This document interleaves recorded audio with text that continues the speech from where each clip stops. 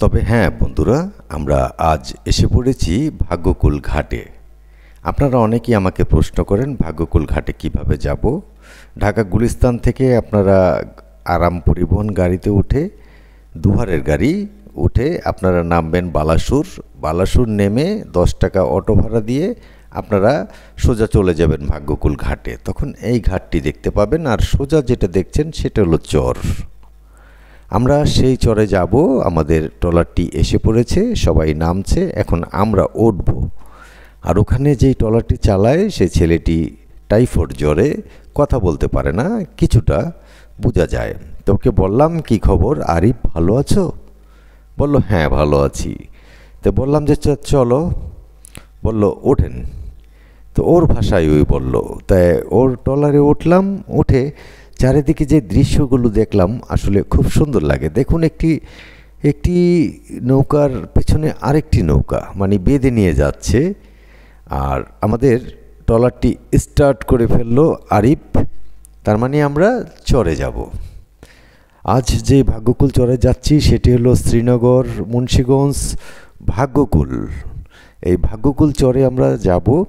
এখানে আজ দেখব কি রোপণ করেছে তারা। আমি শুনেছি যে এখানে রসুন পেঁয়াজ এখন এখানে খুব ভালো, এবং আলুও রোপণ করবেন তারা। তাই আজ দেখতে যাচ্ছি, সেখানে আপনাদেরকেও দেখাবো। আমরা পানির ভিতরে দেখাইছি, অনেকভাবে দেখাইছি, কিন্তু আপনারা বলেছেন আমাকে কমেন্ট করে যে কোনো কৃষকের কৃষি দেখান। তাই কথাটা ঠিক, কৃষকের কৃষি তো অবশ্যই দেখাতে হয়। ওই আমাদেরকে নামিয়ে দিল যখন, তখন একটু কাদা বাঁধলো। এই কাদা দিয়ে আমরা হেঁটে চললাম আমাদের গন্তব্য, যে ওখানে যাব। আবার অনেকে কাজ শেষ করে এসে পড়ছে।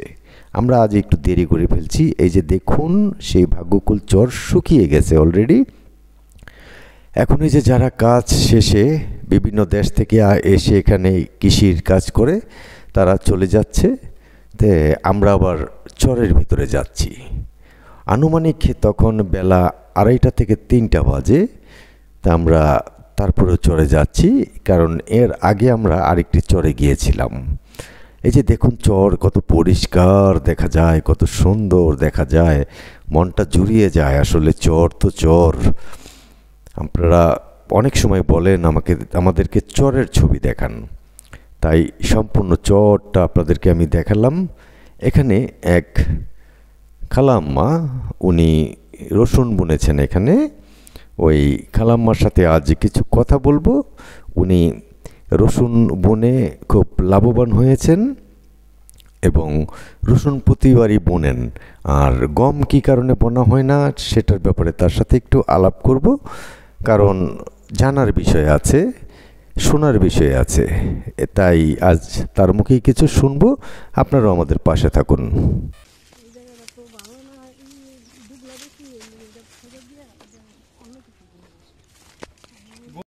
গম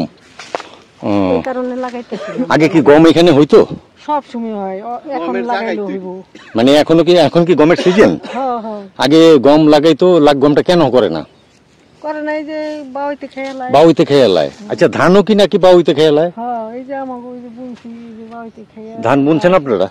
হ্যাঁ, এই যে হে কাটতে, এই যে ওই যে ওইখানে দেখা যাচ্ছে ওগুলো ধান আপনারা বুনছেন? হ্যাঁ, ওগুলো কাটছেন? ওই কাটতে ওই জায়গায় রসুন বুনছি। ও, আপনাদের বাড়িতে এই যে সাবেগে নাকি? এই যে এই বাড়িতে আপনাকে ওই বাড়িটি পড়ে না? যাক, তা আপনারা এখানে এই যে এটার ভিতরে কি বুনছেন? রসুন। যাক, ভালো করছেন, এই রসুন বুনছেন। রসুন আমাদের দেশের জন্য অনেক অনেক উপকার। কারণ হইলো কি, এই দেশে অনেক সব জিনিসের দাম বাড়ছে। এখন যদি আপনারা এগুলো রোপণ করেন তাহলে দেশের অনেক জিনিসের দাম কমে আসবে এইগুলো উঠলে। সরকারে তো দেয় আমাকে, এই যে শস্য দেয়। হ্যাঁ, বেতন দিছিল। এবার কি বেতন পাইছেন? এবার এই যে শস্য পাইছি। শস্য পাইছেন, আর কোনো বেতন পান নাই? না, এখন পর্যন্ত। আর গেছে বছর কি পাইছিলেন? গেছে বছর শস্য পাইছি, তারপরে আর কি জানি পাইলো, এই বাদাম পাই নাই। বাদাম পান নাই? না। বাদাম কি হয় এখানে? হ্যাঁ, এটা তো বাদামের আশেপাশে কোনো জায়গা আপাতত বাদাম করে? এখন না, আরো পরে। আরো পরে করব? 2 মাস পরে করবো বাদাম? হ্যাঁ। ও, মানে বাদাম হলো শেষ সিজনটা মনে হয় না? এটা বোধহয় বাদামের পরে আর কোনো ফসল করে না। এটা কি এই যে কাটি না, হ্যাঁ। কাটি অগ্রহণ পৌষ মাসের প্রথম থেকে লাগাই। বাদাম, ও বাদাম হইতো তো 3-4 মাস লাগে। ওই জ্যৈষ্ঠ মাসে উঠবো, জ্যৈষ্ঠ মাসে, তখন তারপরে তো পানি এসে পড়বো। জ্যৈষ্ঠ মাসে পানি এই তুই থাকে, এই জায়গায় এই তুই থাকে। হ্যাঁ, আমরা তো ওই যে ট্রলার দিয়ে আসছি, এই যে অনেক পানি। আর এখানে যে রসুন বুনছেন কতটুকু জায়গায়? এই জায়গায় 15 কাঠা, এই 10-11 কাঠা। 11 কাঠা, মানে বিঘা পূরণ করতে পারেন নাই। না, আর রসুনে তো অনেক খরচ, খালি খরচ না। অনেক খরচ না? হ্যাঁ, এবার কি বিছন ছিল আপনাদের, না বিছন কিনা নিছেন? না, বিছন ছিল, ছিল, এই দুগা ছিল, এই দুগাই। এই যে বিছন ছিল দেখে একটু বাঁচছেন, না তো অনেক দাম এখন রসুন বীজের।